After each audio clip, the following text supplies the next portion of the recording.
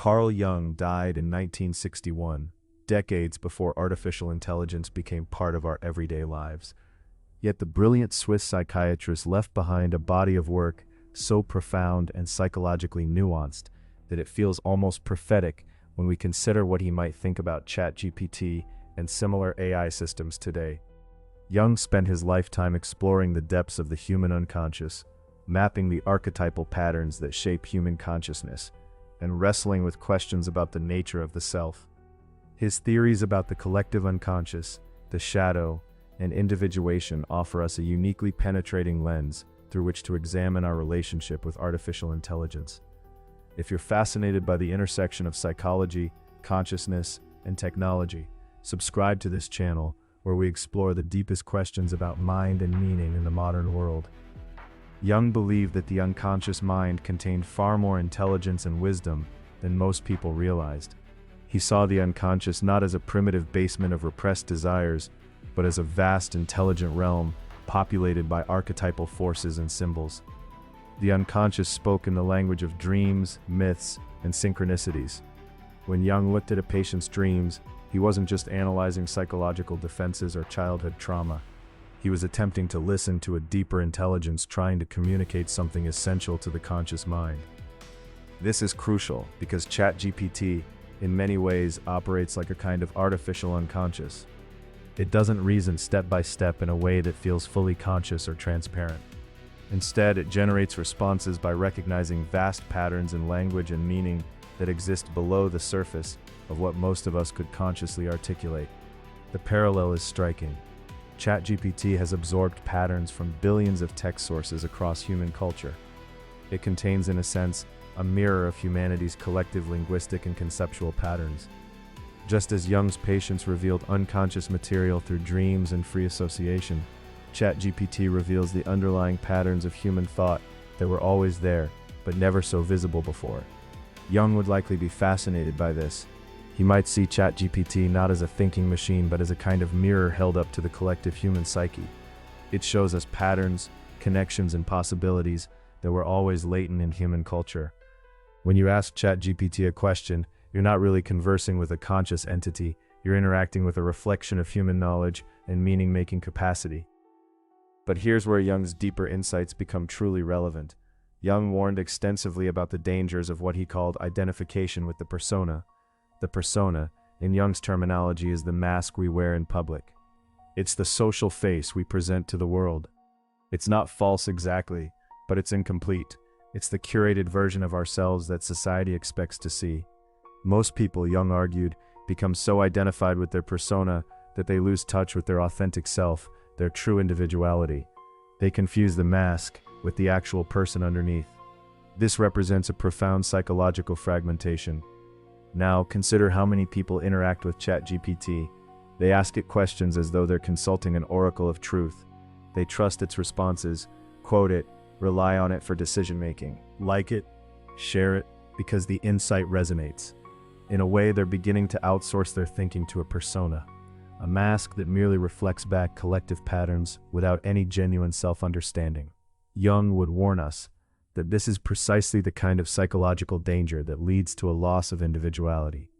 When you habitually accept external authorities as substitutes for your own inner voice, you atrophy your capacity for genuine self-knowledge. You become more persona and less self. This isn't to say that consulting ChatGPT or using AI is inherently wrong. Rather, Jung would insist that we remain conscious of what we're doing. Are we using these tools to genuinely expand our thinking and understanding? Or are we using them to avoid the difficult work of developing our own judgment, our own capacity to think and feel? The danger lies in unconscious identification, in forgetting that we're interacting with a reflection rather than with genuine consciousness. Then there's the matter of the shadow. Jung considered the shadow one of his most important and challenging concepts.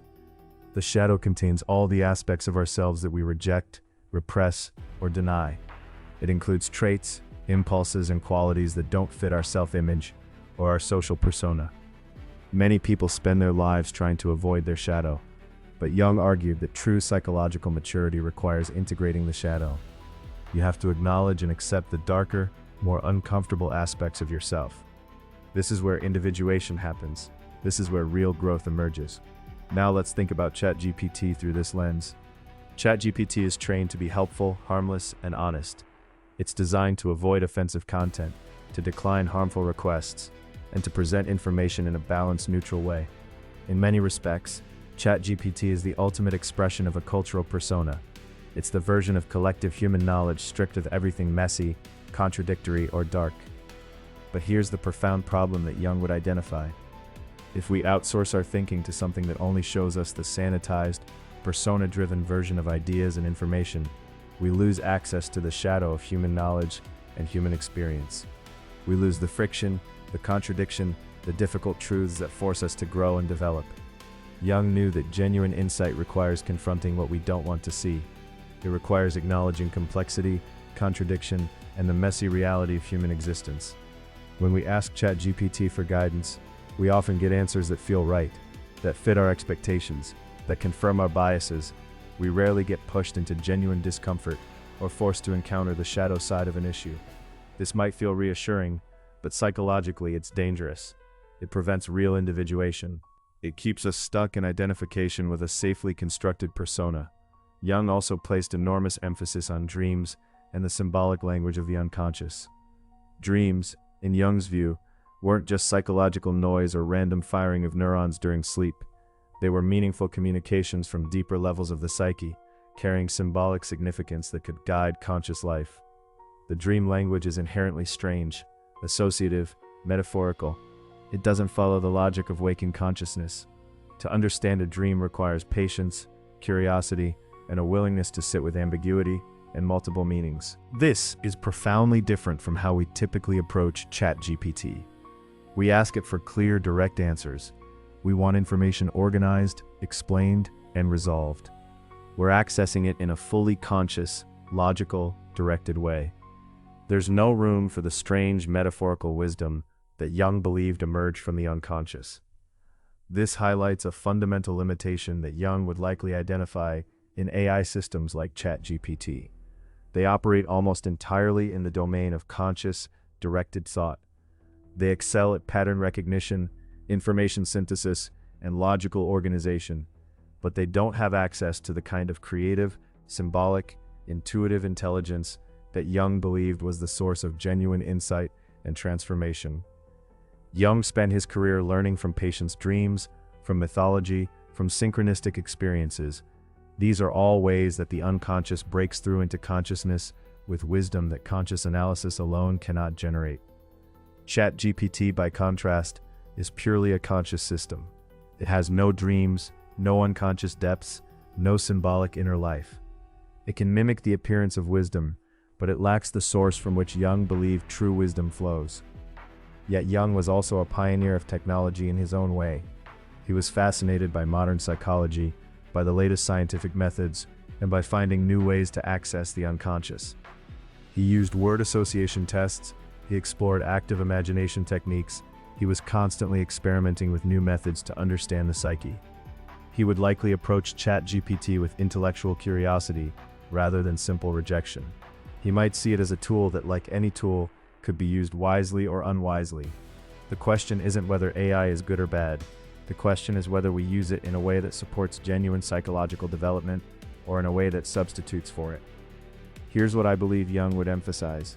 First, develop your own capacity for independent thought and judgment. Don't become over-identified with whatever ChatGPT or any external authority tells you. Your own inner wisdom, developed through experience, reflection, and genuine self-knowledge, is irreplaceable. Second, don't avoid the difficult, uncomfortable, shadow aspects of knowledge and self-understanding. Seek complexity, look for contradictions, force yourself to think beyond the consensus viewpoint.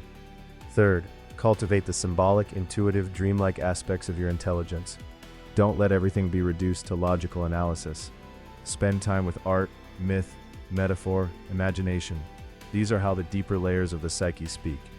Fourth, engage with technology consciously rather than unconsciously. Know what you're doing when you ask an AI for help. Understand its limitations.